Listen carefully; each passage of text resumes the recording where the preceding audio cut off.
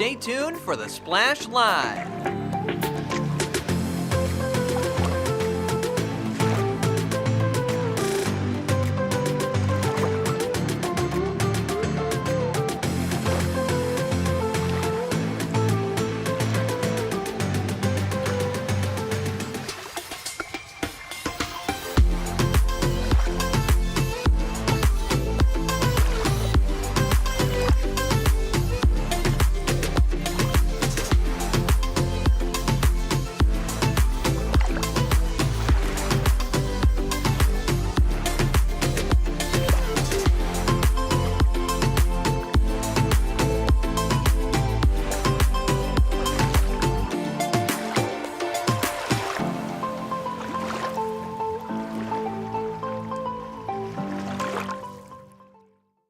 It's time for the Splash Live from Civic Center TV, featuring stories from and about people like you in the Greater West Bloomfield area. Simulcast on cable, 89.3 Lakes FM, social media, and the web. Now live from Green Media Center on Walnut Lake Road, it's the Splash Live. Live, local, social, it's the Splash Live on Civic Center TV and 89.3 Lakes FM. Thank you for joining us as we have another exciting week ahead in Greater West Bloomfield. I'm Tyler Kieft. As always, I'm joined by Kevin McIntosh. Glad to be back with you for another week, Kevin. What's going on, Tyler? Happy to be here. Another day, another opportunity per usual to talk to the community, and we got a lot to get to, so let's get straight to it. Yeah, it was a busy weekend in Greater West Bloomfield, and that all really began on Friday night. An unfortunate situation, the Oakland County Sheriff's Office spending Friday night on Sylvan Lake searching for a missing boater. Unfortunately, their search ended in tragedy, as yet another drowning happened, this time close to home in the city of Sylvan Lake. Phil Ross, a Sylvan Lake resident who also happens to be one of our Greater West Bloomfield Cable Communications commissioners, made the initial reports to law enforcement on that night. Here's what he had to report. This boat was just drifting. Didn't look like anybody was at the controls or even in the boat. It went by us. We pulled out, circled the boat, and saw that there indeed was nobody in the boat. The keys were in it, and it was drifting toward the shore. Our neighbor boat tied up to it, pulled it away from the shore. We called the sheriff. I met the sheriff and directed him out to where we were, and now there's a big search and rescue going on.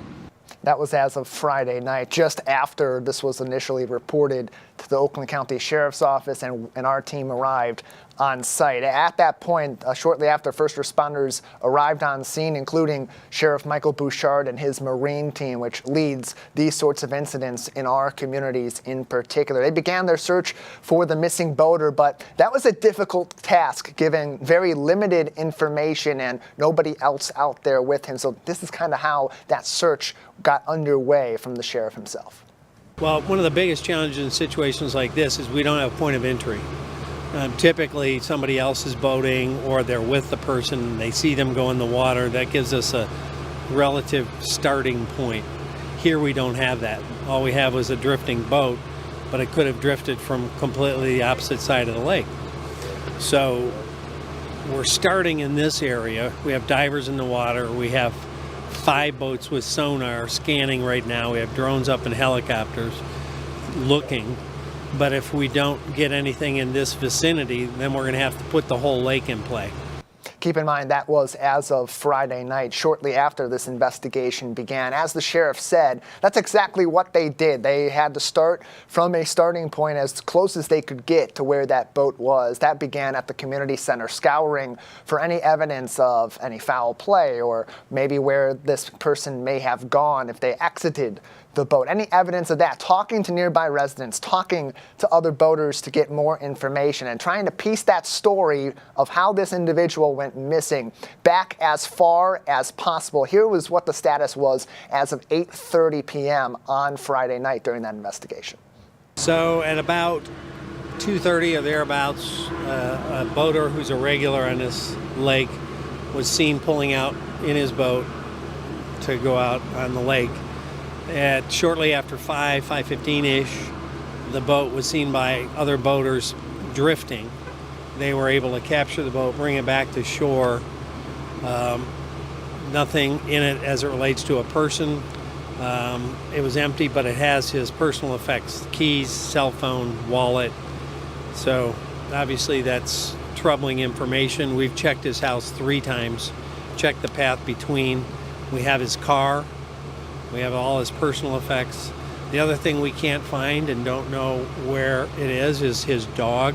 Oftentimes he goes boating with his dog. Dog's not at home, not in the boat. So, if somebody sees the dog come up or swim out of the lake or something, they may think it's a lost dog. It obviously very much might be connected to this. We'd like them to call us if we haven't found the dog by the time you air this. But that's kind of the synopsis at this point. As of now, we have not heard any word on the status of that dog. As you saw in that clip, we had that number. You can scroll back on civiccentertv.com, on our YouTube page, and on Facebook to get that again. We'll give it again later on in this as well. But about 90 minutes after Sheriff Bouchard had said those words to our Dave Scott from our team, the body of Louis William Petra was found about 200 feet from the shoreline of Sylvan Lake in about 5 feet of water. That's per the preliminary report. The cause of death, at least initially, is being determined as a drowning. That makes this the 11th drowning of the 2024 calendar year here in Oakland County. Sheriff Bouchard explained sort of why his office believes we're seeing more of these drownings in 2024 than we have seen in years past. Yeah, I mean, last year was tragic. Obviously, anyone lost on the water is tragedy, but it was nowhere near what we've had this summer. We've already had 10 drownings this year on our waterways in Oakland County, so this year's been an especially tough one. Sometimes when you have extremely hot days or a hot summer, more people go to the water, and sometimes those people are less experienced on the water, less experienced boaters, less experienced swimmers, and so we've had a number of swimming drownings this year from swimmers that were not strong swimmers. The last one, we had a young man dive in to rescue someone. He was able to rescue that person, and then he drowned. So it's kind of a combination of factors this year. An hours-long search on Sylvan Lake from the Oakland County Sheriff's Office and partners from other organizations and nearby counties and other communities also in our local area supporting that investigation that unfortunately ended in tragedy with the body being found on Sylvan Lake. That individual boater who often would go out on Sylvan Lake with his dog and enjoy the waters, enjoy the peace and tranquility this time of the year, had an unfortunate accident out there. Per a report from the Oakland County Sheriff's Office, he was not wearing a life vest at the time that he went into the water. He wasn't found, at least, with the life vest. That's what we have as of now. Following that hours-long investigation and, unfortunately, that tragic ending, there is some advice that the Oakland County Sheriff has for those in the community that will continue to go out on the Sylvan Lake and Cass Lake, Orchard Lake, and so many others across our community and beyond as we wrap up this summer. Well, obviously, if you're boating alone, there's a much higher chance that if something happens, no one may see it and begin to have, a point of beginning search or a point of rescue, or in this case, potentially a recovery. So it's a good idea to tell people where you're going and have the right equipment on your boat. There's different things that can give you geospatial tags, things like that, but at least tell someone, here's my plan, here's my intended route, I'm leaving the dock, you call somebody, and I'm headed to this point A, point B. Then at least someone else knows your travel route. And we suggest that whether it's on the water, whether it's out ice fishing, whether it's going in the woods hunting. If you're going to go out alone to enjoy great Michigan outdoors, share the information with someone. Always good advice to do that as you're going out and about, especially if you're going alone. If you're out with someone else, you got the benefit of the buddy system, but you can kind of employ that in your day-to-day life. If you're going to be out and about for a while, hey, look, I'm going to go to the mall and do some shopping. I'm going to be there for a few hours. If you don't hear from me in a few hours, if I'm not back home, give me a call or I'll check in with you. And if I don't check in with you, you can't get a hold of me.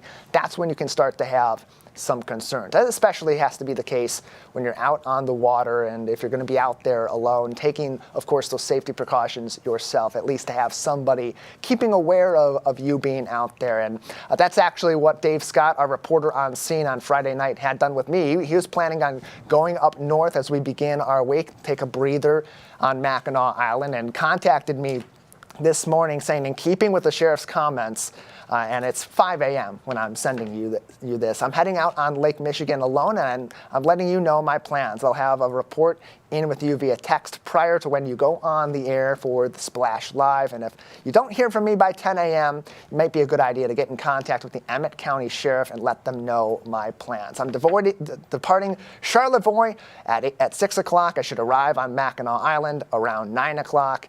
And then go from there about my day. And as it stood 2 minutes before the show, I got a ding on my phone. It was Dave Scott texting me he had arrived on Mackinac Island. So that advice works. It keeps you safe, and it helps out in our community. Now, in the meantime, going back to what happened on Sylvan Lake, the Oakland County Sheriff's Office did release a statement over the weekend. This is directly from their office. The body of an 84-year-old Sylvan Lake man was recovered Friday night after his unattended boat was found drifting in the lake hours earlier. The body of Louis William Petra was discovered at about 10 p.m. in approximately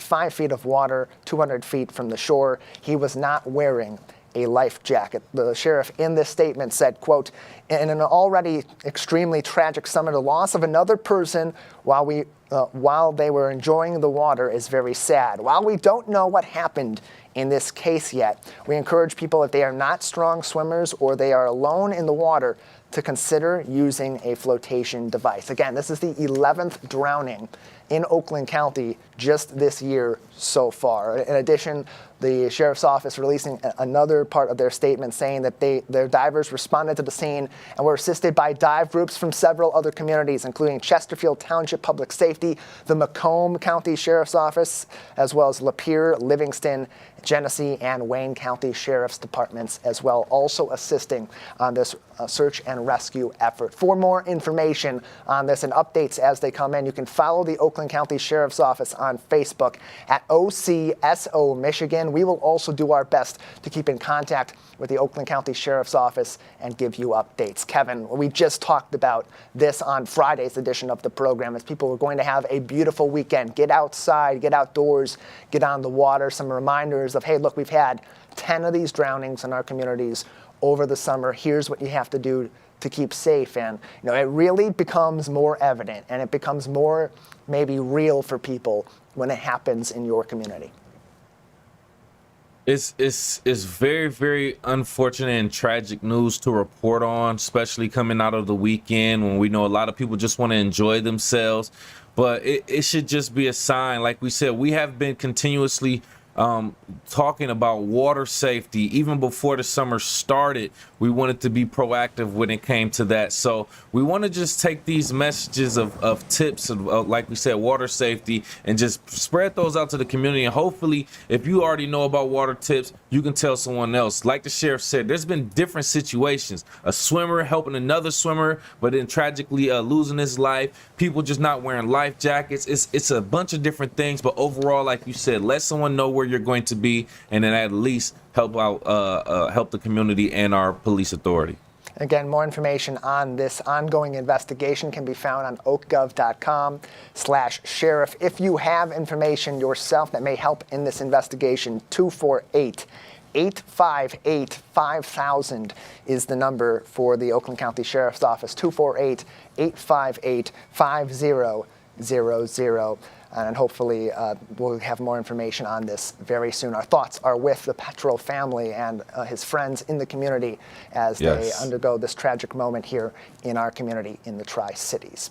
Kevin, over the weekend, people may have noticed outside a little bit of a cool down, a little cooler mornings, more temperate days, and that indicates perhaps a little bit of fall on its way here in Greater West Bloomfield. Probably reminded you of that. We're not too far away from the fall season and from all the fun. Leaves on the ground, pumpkin, everything, everywhere, and of course, Those fun fall events my from goodness. West Bloomfield Parks, their fall guide and registration for all their fall programs is now officially open. Some of what's on the docket this fall across West Bloomfield: group and community hay rides in our parks, spooky animal story time, science magic, of course, the trick-or-treat trail at Marshbank Park, and so much more. And all of that can be found on wbparks.org, Kevin. Oh, man, listen, I started to chuckle as soon as you said that because, yes, we are headed into fall. I know for certain people, that's a season that reminds them of something they probably don't want to deal with, like probably going to school and things of that nature. But overall, as a true Michigander, we love the fall season. Football, the colors, the leaves, the energy. I'm already looking forward to it, Tyler. Let's go. Yeah, more of that coming up as we get into the fall. It's a fun time of the year with West Bloomfield Parks. And again, more on these programs can be found on wbparks.org. You can also find more information on these programs coming up on Facebook at WB Parks, as well as more of these will certainly pop up that are outside of the guide as we get out of summer and into the fall in Greater West Bloomfield. And nothing indicates the fall in Greater West Bloomfield better than high school football season. And while today is the first day of practice for West Bloomfield football, there's plenty more to come in the season ahead. We'll get a look into that and see a little bit of how the season got underway after this short break. Live, local, social, it's The Splash Live on Civic Center TV and 89.3 Lakes FM.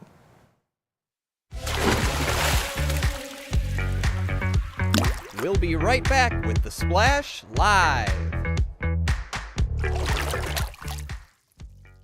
Hi, I'm Lauren Azuri, the Park Naturalist Supervisor for West Bloomfield Parks. Congratulations to you, Civic Center TV, for hitting 1 million views on YouTube. We really appreciate your partnership in spreading nature education in a creative way in our community. I'm Lauren Azuri, proud to be 1 in a million. Want to enjoy Civic Center TV on your social media? Follow us on Twitter at Civic Center TV. Get notified when we upload one of our interviews, full episodes, and more. Thank you for watching and listening to Civic Center TV and 89.3 Lakes FM.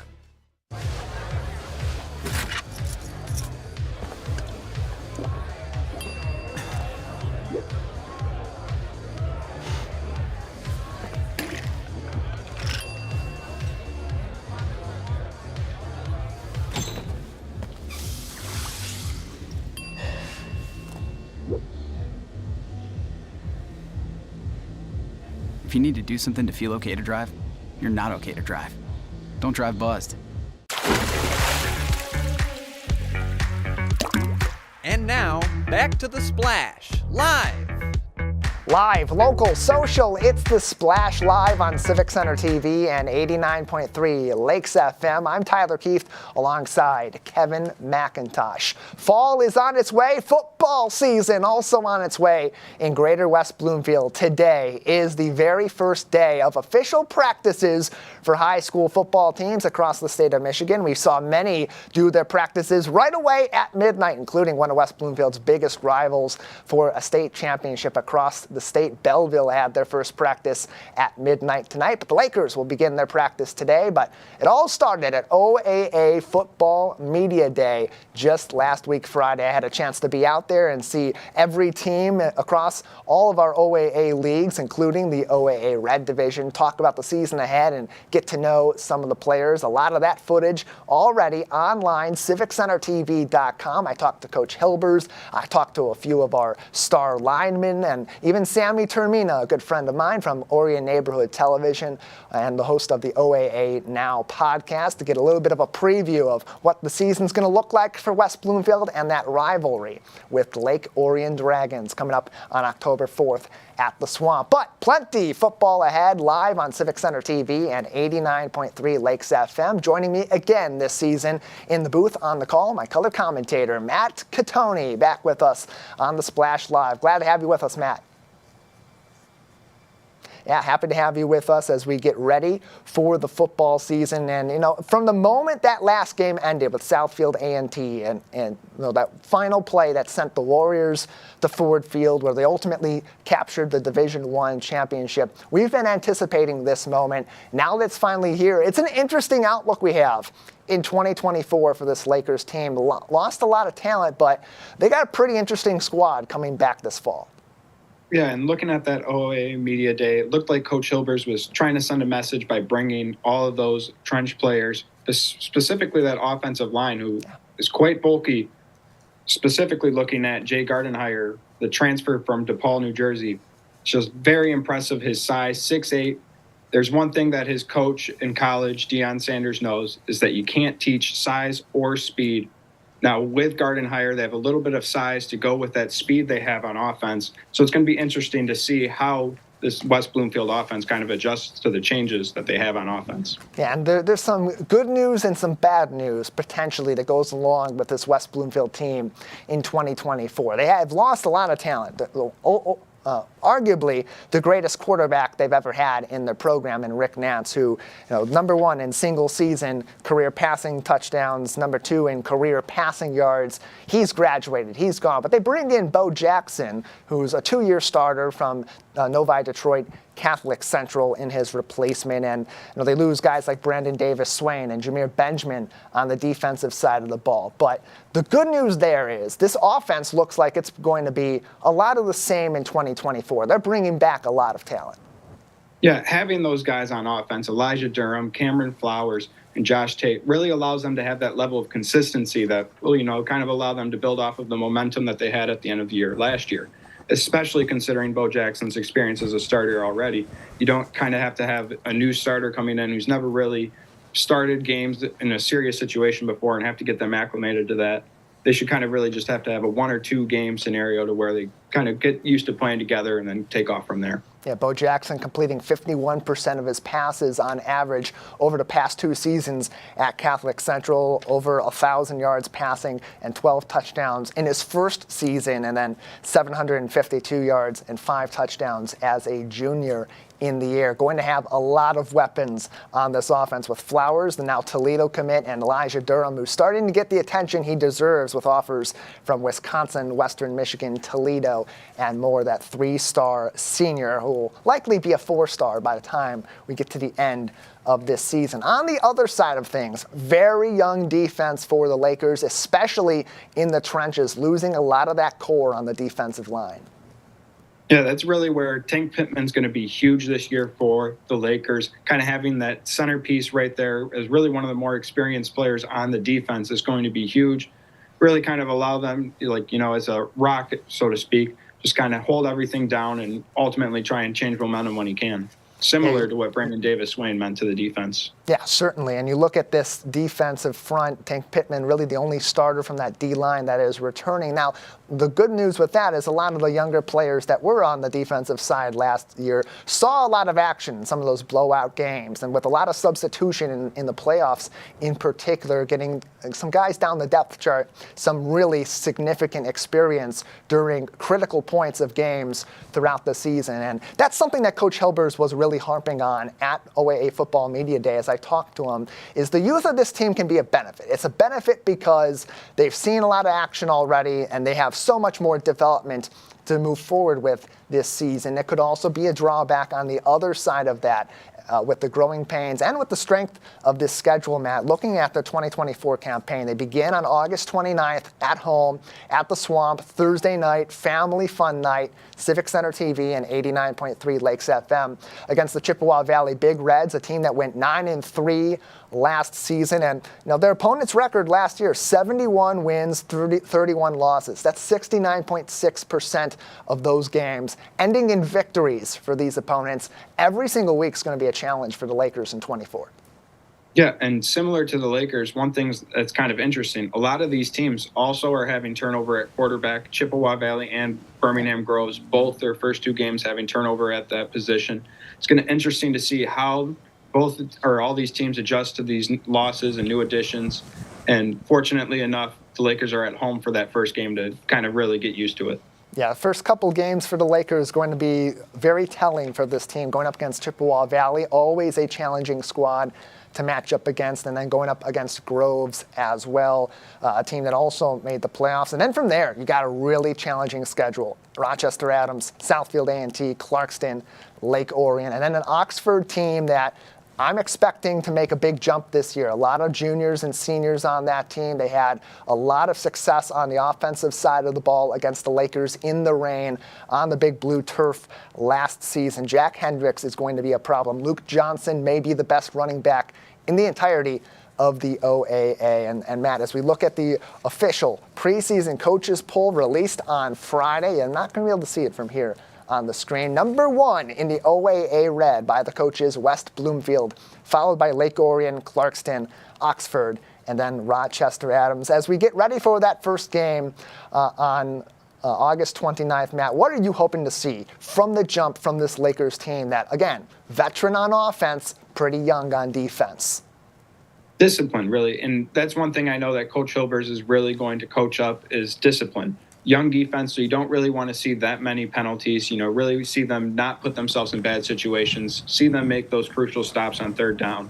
In offense, you just don't want to see any turnovers. New quarterback, want to see just kind of him keep things level, not turn the ball over, and just keep the offense on schedule. Guys, I'm expecting to make a big jump. Jaden Allos, excellent on defense late last season, locked down in the playoffs, pair of interceptions against Rochester Adams. And Jonathan Edison also on that defensive side had some big plays late in the season coming up on the depth chart.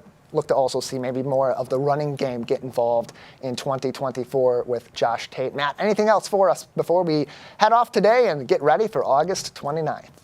Yeah, just to pick up on that last thing you just said right there, Josh Tate is someone I'm really interested to see how he looks this year. He was phenomenal at the end of the season last year, specifically as a pass blocker. That's going to be interesting to see how it factors in with this offensive line. I feel that's just going to make the passing game even stronger, but I'm very intrigued with him as a runner this year to see how he's grown in the offseason. Lakers kick off their football season August 29th, Thursday night, high school football action under the lights at the Swamp. Before all that, it's family fun night at 5 o'clock at West Bloomfield High School. Matt Gattoni, thanks for joining us. Thank you for having me. Matt and I will be on the call all season long, every game. Civic Center TV and 89.3 Lakes FM, our full comprehensive coverage at the Swamp. And hey, if you go out to the Swamp this season, you're going to see a lot of big changes. New scoreboard out there, some more fun in-game entertainment expected in Lakers Stadium as well. A fun season is ahead, Kevin. And this is really a time of the year where our community comes alive. Now, the summer comes to an end. That's a whole different livelihood that we see in the summer. But in the fall, around high school football, when you got a good team, it galvanizes the entire community. Yes, brings the entire community together for a great fun night, as a matter of fact. Family Fun Night at West Bloomfield High School is approaching very, very soon. And to talk about it more in detail, joining us right here live on The Splash, we have coordinator for the West Bloomfield School District's Family Fun Night, Julie Beatty, joining us. And can you just give us some insight on the planning process and what the community can expect from this year's event? Well, the process is actually a long one. We meet throughout the entire year. So we always try to determine what worked, what didn't work, and how to improve the experience for the community, especially for the kids. So we always want to make sure that we have a lot of activities that are age appropriate for all of our students. So as you can imagine, that takes a lot of planning to make sure that our 8-year-olds are entertained as much as our 18-year-olds. So, so we're almost to the end. We have a couple more meetings for this one, and we're super excited to bring this opportunity back to the community. Yay! Okay, so since we're talking about the 13th annual, which means there was a 12th annual. Let's get into are there any big changes from last year or any previous events that we're expecting this year? We are going to have all of the armed forces represented this year, which we are extremely excited about. So they will be bringing things like climbing walls, different activities, pull-up bars. They possibly might be bringing some dog tags that you can make your own personal dog tags. And there's a surprise we don't want to leak out yet that we're hoping happens. So if you want to know what the surprise is, you have to come out on the Thursday, the 29th. Okay, shh, I'll be quiet. I'll be quiet. I hope maybe you'll tell me in my ear later, but yes, be quiet. But that's more excitement for people to come out there and see exactly what the surprise is. But I'm glad you mentioned the military, by the way. With me right here live on the Splash, we have coordinator for West Bloomfield School District's Family Fun Day, Julie Beatty. How did the idea of saluting the U.S. military come about? That actually was one of the original components for the program. So actually, this was founded by myself, Nancy Cooper, and Pat Watson, who was the principal of the high school at the time. And we really wanted to focus on creating this Friday Night Lights kind of experience for West Bloomfield. And back then, our football team was not as extraordinary as they are now. And so we really wanted to drive the community to come in and experience the high school, experience the football team, really create that kind of small town environment across multiple different communities. Because as you know, West Bloomfield School District covers 4 different communities. Correct. So part of that conversation was, how do we take this initial goal of creating a community event around our football games, but have a little bit more depth and meaning to it? And that's when we decided we really would love to give back to the men and women who serve our country and put their lives on the line, and voluntarily.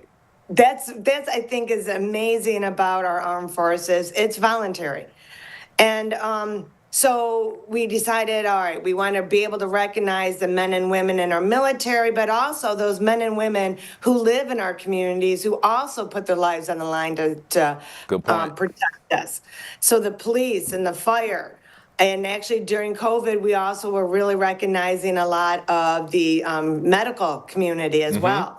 Anybody who's putting themselves out there to protect the rest of us, we wanted to make sure that we were recognizing and acknowledging that we as a community appreciate and want to give back at least on one day to them and recognize them. Oh, yes. Oh, yeah. I am all for that. These are all people or occupations, people that occupy these occupations that deserve that recognition, that deserve that appreciation. They don't necessarily get that appreciation every day. And every day they're putting their lives on the line or saving ours. So I applaud, first and foremost, that effort to do that, and I'm glad you clarified that. Let's get into the community side of it. How do you feel the community and local businesses have contributed to the success and longevity of Family Fun Day?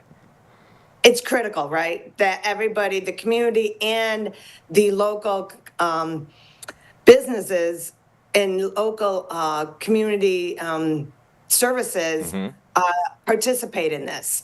And we get great feedback from the community. Nice. This is our only district-wide event. And it really is nice where all the schools come together, but it's not just the schools, right? As you were saying, as we mentioned just now, we have the armed forces, we have the police, we have the fire, but we also have the different township leaders that will also be there. We have the Parks and Recs, we have the library, we have the Historical Society, the Rotary Club, our Children's Fund, youth assistance. Wow. We try to bring in anybody who partners with the school district and as a community leader. So we also have Henry Ford Health there. Caring Smiles comes in and supports us. We have Michigan Chiropractic. We also have Jets Pizza. Eagle Harbor Optimist. So then we have also then the school district. We have the students showing up, like the lacrosse team, the sailing team. We have the theater coming out to do face painting for the younger students. We have our Lego League robotics that show up. So we really try to go from the greater community all the way down to our schools and our students being involved, not just showing up to have a great time, which I hope they all do, but also to be an integral part of the program. Gotcha. And having them be that integral part is what I think gives to the longevity of the program itself. And really creates that community. Yeah, no, and you said it the perfect way. I couldn't explain it better. Essentially, everyone coming. I'm sorry, you kind of had me at Jet's Pizza. That's been on my mind. But essentially, everybody coming together to make this happen and make it possible to enjoy themselves. That's what it means ultimately. Julie, we gotta go. I do appreciate your time. But lastly, real quick, the details about Family Fun Day coming up in West Bloomfield. Yes, August 29th. Show up. We officially start at 5. If you want to come a little early, that's totally okay.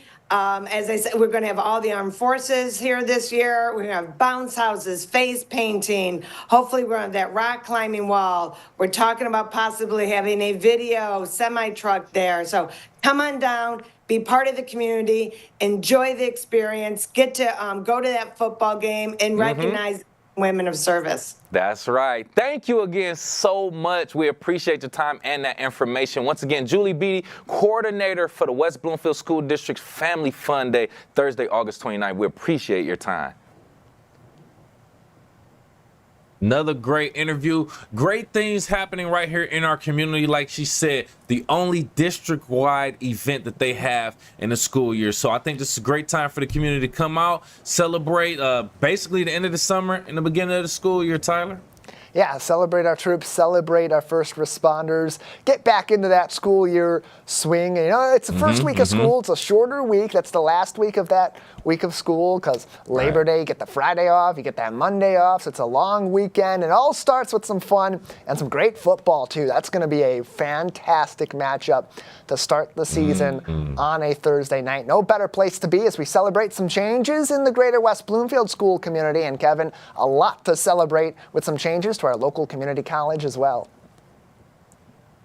Yeah, that's a great point, Tyler. As a matter of fact, some changes are happening at Oakland Community College that I want to kind of debunk myself, but I can't do it alone. So joining me right here on the Splash Live to kind of get a little bit more into it, we have the Chancellor of Oakland Community College, Peter Provenzano Jr. Thank you so much for being here, first and foremost, Chancellor. And I want to just talk about this Oakland County Student Debt Relief Initiative that's kind of helping students with student debt who are county residents and everything like that. Can you just talk about the role that Oakland Community College plays in helping with student loan relief?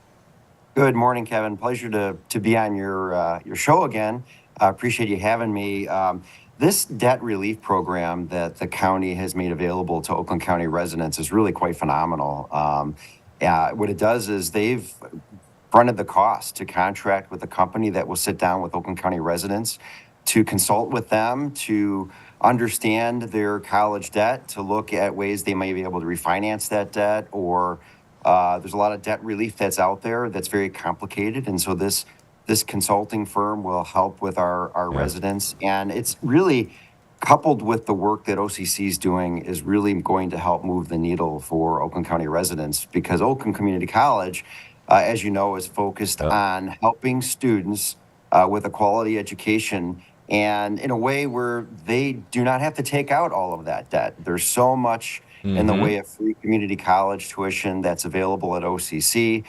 Most recently, the state of Michigan announced that you can go to Oakland Community College for free if you're a recent graduate under the Community College Guarantee.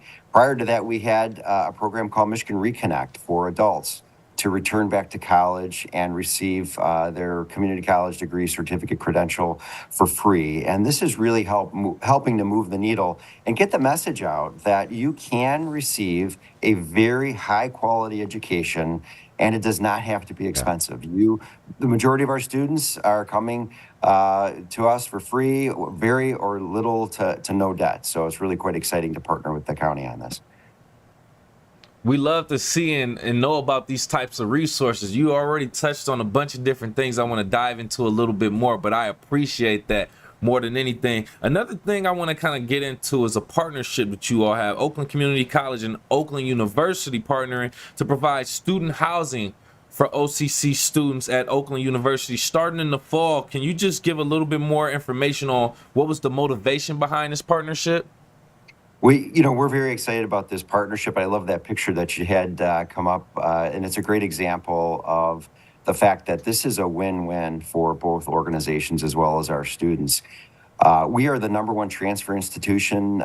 We have more students that transfer from OCC to OU than any other community college in the state of Michigan. And that is one of the reasons why we have such a close partnership with Oakland University. They absolutely love our students, and because they are so prepared, they know that when OCC students come to OU, they're more likely to be successful and graduate. And so they work really hard at OU to create these seamless transitions, these seamless transfer partnerships between the two schools. And there's a lot of students that take advantage of coming to OCC, receiving their associate's degree, and then seamlessly transferring to OU. But this most recent announcement is really sort of, in my mind, like the cherry on top of the sundae. It takes things a step further, which allows our students at OCC who are looking for that campus experience to live on OU's campus. So they have the best of both worlds. They have the quality education at a fraction of the cost, maybe even free, by attending OCC. But then they also have the ability to live at Oakland University's dorms, and they have the ability to enjoy all of the amazing activities that are happening at OU, enjoy the facilities, utilize the facilities, and they're practically across the street from our Auburn Hills campus. So we're really excited about this. The demand has been pretty good. We just announced it maybe a couple months ago, and we anticipate for the fall, which is really a pilot, we anticipate probably 70 students to take advantage of this opportunity. And I think that it's going to grow from there. So we're really very excited. Nice. And that's what you want. You want students to take advantage of it. You want to see it. That was a great turnout. People enjoy it. And the transition is just that much easier. And that's just proven success right there. So I would 100% agree. As a former undergrad college student living on campus, I already know how that enhances your college experience in general. But with us right here live on The Splash, we have Chancellor for Oakland Community College, Peter Provenzano Jr., just talking about the partnership with Oakland University, college debt relief, and things of that nature overall. So how do you see programs like the Michigan Reconnect program that you mentioned, as well as that new community college guarantee? How do you see that actually helping and enhancing and transforming the lives of adults who are going back to school? We're seeing it transform the lives of adults already. So Michigan Reconnect was announced back in 2001, like February of 2001. We've seen over 5,000 students come to OCC to get back on their educational journey. So they may have stopped out, life happens, and they decided to come back to OCC to obtain their degree, credential, certificate. And these free tuition programs, I think, are going a long way to encourage students to come back. And I think it's also creating awareness, and interviews like this creates awareness, because I have students come to me all the time at all ages, and as they get a little bit older, and I'm talking even 25 years old, 30 years old, they falsely believe that it's too late for them to come back to school, that their time has passed. And that there's nothing further from the truth. It's never too late to come back to school. And these programs and this awareness about community colleges, I think, are helping those adult students recognize that they can come back to school. And they're a little bit intimidated, because many times they have families, they're raising their families, they're working full time, and life can be complicated. It can be very difficult to go to school while you're raising a family and working full time. But the thing that I want people in the community to know is that's what OCC specializes in. We're very different than a typical university, where our typical student is working full-time. Over 75% of our students work full-time and attend school. So this is what we specialize in. Our instructors know that. We understand that we need to be more flexible to provide the right student support for our students so that they can complete and succeed. In fact, our instructors, one of the things I tell people all the time is our instructors, because we're not a research university, our instructors are at OCC because they love to teach. They love students. And I think that really shows in the classroom. And so we encourage students, especially our adult students, to get to know your instructor, communicate with them on a regular basis, take advantage of all of the support services that we have. We have counseling and advising to help you with class scheduling and mental health. But also we have tutors, free tutoring services available and an academic support center at our campuses, as well as our online campus to take advantage of. So it's never too late to get back to come back to school, and you're never too old to come to OCC. Yes, yes. I'm so glad that you painted that picture and talked about that, because it is a challenge kind of returning back to school, especially after you've taken a break, especially after you may have went to school in one decade and then you're in a completely different decade. Mindset is different. Technology is different. So I completely understand that. And I want to kind of get into that a little bit more, if you don't mind. You spoke about flexibility that Oakland Community College has, and adult learners and returning to school and things of that nature. Can you just speak a little bit more into the flexibility that Oakland Community College has for your adult learners, especially in the sense of the different challenges that they have faced as adults now returning back to school? Well, when you talk about flexibility, the one thing that we hear from, especially really all of our students, but especially our adult learners, is they love our online campus, our online classes that we offer. There you go. The demand for these have been so great that over 50% of our classes are actually offered online now, and it's growing. And our students love that flexibility. And what do I mean by that? As I mentioned, 75% of them are working full time. And so there may not be a class that's being offered at the time that they may be able to attend that class. But with the online classes, they might be able to take that class on a Saturday or a Sunday or in the evening. They might work the night shift, right, or the day shift. And so they love the flexibility of those online classes as well as the online services. You have access to all of the services that we have available to our students on the campus. They're also available online. And so students love that flexibility. And what we're seeing is that there are students that take classes. Their classes are 100% online, some that are 100% in person, just based on their needs and their desire and what works for their schedule and their learning. But the vast majority of our students, like 80% of our students, take a combination of both in person and online, because they're able to tailor a class schedule that meets their needs, right? So what do I mean by that? Oftentimes students might want to take a science class or a more difficult math class in person, but their English class, maybe, they're really strong in English and they're happy with an online English class. And so they mix and match these, which really helps provide the flexibility that they need to succeed and to take more classes. And that's key, because the more classes students take, the faster they finish. And like anything in life, the faster you finish, the more likely it is that you will finish. And we really believe that this flexibility is key to the future of our residents.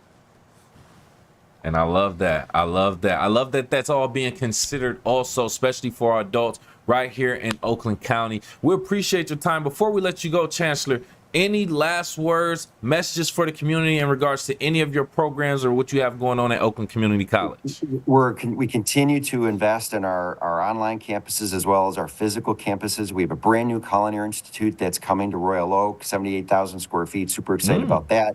A brand new renovation we're doing at our Farmington Hills campus for health sciences. So all of our nursing and all of the health sciences will be in one location, and they'll be practicing in a hospital type environment. And then public safety, huge demand for public safety training. We're expanding that. In fact, what I always like to say is when you call 911 in Oakland County, chances are that either the dispatcher, the EMS that respond, firefighter, police officer, maybe the nurse in the hospital, they were all trained by OCC. So with all of the free tuition that's available out there, there's never been a better time to go back to school and come to OCC. Hey, I love that so much. Take pride in that, man. I love it so much. We appreciate your time and your information again. Once again, from Oakland Community College, Chancellor Peter Provenzano, we appreciate your time, sir. Appreciate you. Absolutely. Tyler, another great leader right here in our community. It's just talking about the opportunities that are available for our Oakland County residents and our Greater West Bloomfield residents who are looking for that continued education. Yeah, with the increased emphasis on affordable education, that starts right here, just up the road from us in West Bloomfield, just up Orchard Lake Road, heading toward the highway. You go past those on-ramps to 696, and there's the Orchard Ridge campus. You go back the other way into northern Oakland County, and you got the Auburn Hills campus. You got the online campus that Peter and Provenzano talked about, also now being a factor, and that partnership with Oakland University and with our other universities to transfer those credits. That's what I did. I started off at Oakland Community College, my first semester there, while I waited for deferred admission into MSU, and it was a great experience 10 years ago. I can only imagine how good of an experience it is now, so good to get that insight from Oakland Community College as they continue those partnerships in our community and have an impact far beyond their campuses here across our great county. Kevin, over the weekend, car show season got underway in Greater West Bloomfield. That all began at West Bloomfield High School, where the prolific West Bloomfield Atomigators robotics team hosted their second annual car show and fundraiser. And just after all those classic cars and hot rods and muscle cars left that parking lot, many of them went and traveled across the Greater West Bloomfield area and beyond for a fun game of poker with the Greater West Bloomfield Historical Society. Reporter Jake Schaff has the story. Car show season has officially made it to Michigan. A chance for automotive enthusiasts everywhere to take a look at some impressive classic vehicles and even showing off some of their own. But this time of year isn't just for highlighting those classic cars, but it's to showcase the history that comes with them, as the Greater West Bloomfield Historical Society put together a car rally to showcase some very important pieces of automotive history that most people probably weren't aware of, providing a chance for everyone to learn just a little bit more about Michigan's extensive auto history. The Greater West Bloomfield Historical Society's 50th anniversary is this year, and we're having a poker rally that visits 6 historic sites in the Greater West Bloomfield area. At each site, you pick up a poker card and come back, and the best 3 hands that are collected randomly will get trophies. Go into a little detail on the rally today and what inspired this event. Well, because it's the 50th anniversary of the Greater West Bloomfield Historical Society, and they wanted to think of a unique way to bring history to the people, because there's a lot of history in West Bloomfield area, and there are in most communities, but around here we have a lot of automotive history. And this spot that we're in right now was owned by Leroy Pelletier, and he was Henry Ford's right-hand man in marketing, I believe. And he owned 100 acres or 300 acres all around this neighborhood, so he probably owned the whole neighborhood. I do have some historical data in the family still, but to come out here and be exposed to this and find out more and more, every time I get involved with the Historic Society and they tell me more and more about my lineage and the history of the family and the history of the geography. It's very interesting, and the treat this time is I get to bring my wife and and her sister and my brother-in-law to show them, and I'm pretty proud of it, for one, and it's exciting. My dad was in the Air Force. They lived in Michigan. We moved around, so I wasn't really exposed a lot to him and stories that he might have told, or family history there. So what I did get, I got mostly from my dad, and which was good. We have a fair amount of pictures of Leroy with Henry Ford and stuff of that era. But yeah, I learn a lot every time. I learn more every time I come out here, and it's exposed to the Historic Society. I really appreciate what they do. How great is it to see so many people coming out today sharing an interest in not only automotives, but history in general? Oh, it's great. It's like you see people's faces light up when we start to tell them about some of the sites, and they recall hearing a little bit about it, but get to see the whole story. So much history that I just found it amazing and a lot of fun to work on this, because I did not know half the stuff I've learned by being on this committee for this particular year.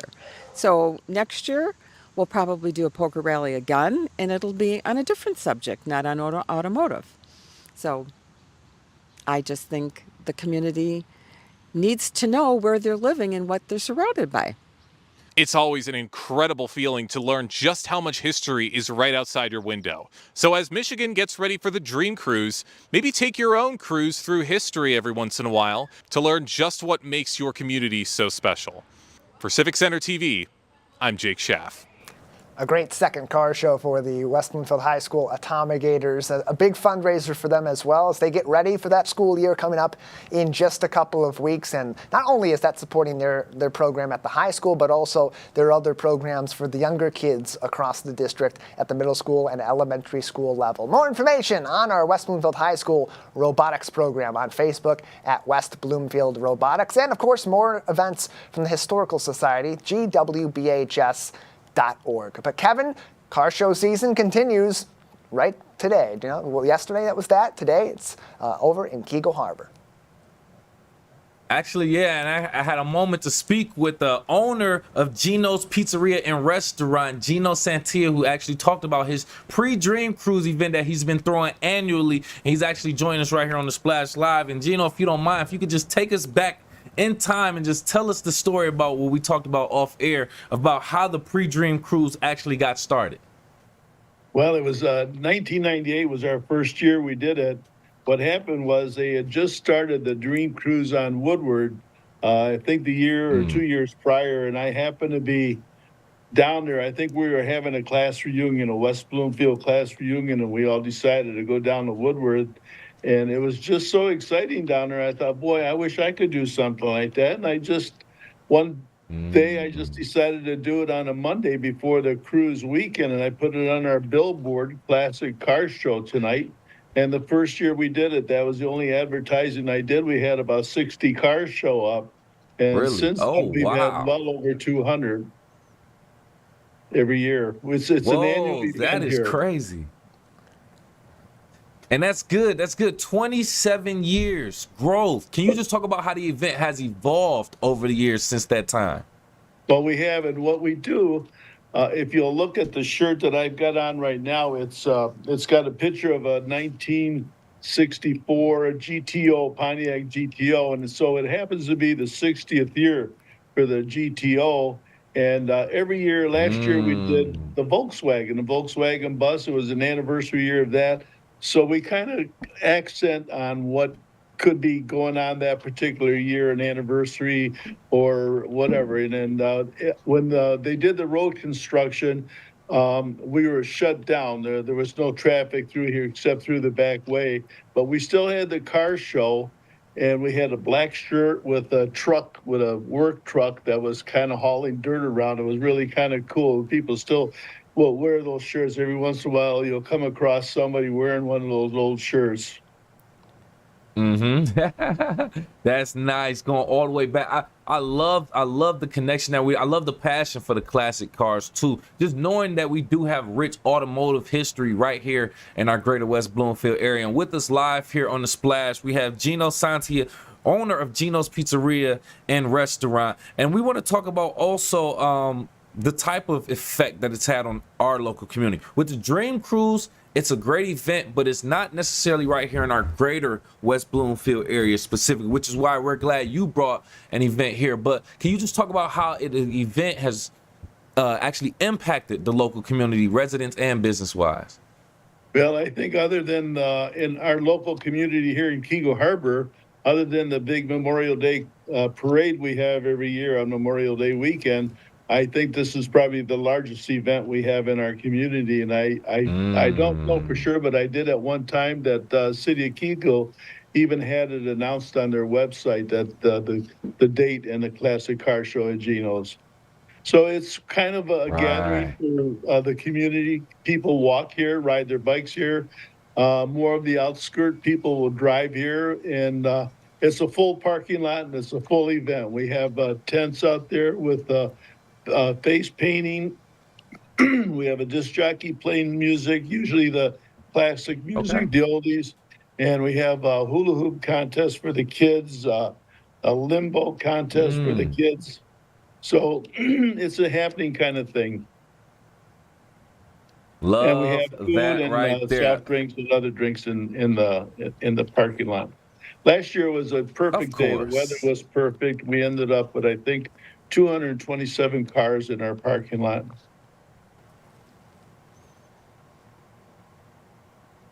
And we want to thank Gino again for his time coming right here on the Splash Live to talk more in regards to everything that happened, or that's going on, I should say, Monday, August 12th at Gino's Pizzeria and Restaurant. That's Gino's Pre-Dream Cruise. That'll be happening right there in Keego Harbor. Great event, Tyler. Yeah, and for people that are coming into our community after their day at work, it's a perfect thing to go to. You come back in, you're on Orchard Lake Road heading back into West Bloomfield or into Sylvan Lake, or you're coming back up from the Waterford area and you want to drive through and see some classic cars, hang out with some fun people, and have a good time here on Monday night. That is a place to be. Gino's, 5 p.m. until dark in Keego Harbor, the 27th annual Gino's Pre-Dream Cruise Car Show. Plenty more to get to on the Splash Live all throughout the week. It's our time to go. You can find us always live, local, social, online on CivicCenterTV.com, on Facebook at Civic Center TV 15, and on YouTube at Civic Center TV. For our entire team, Calvin Brown and Jake Schaff at Master Control, and Kevin McIntosh, I'm Tyler Keefe. Thanks for tuning in to the Splash Live.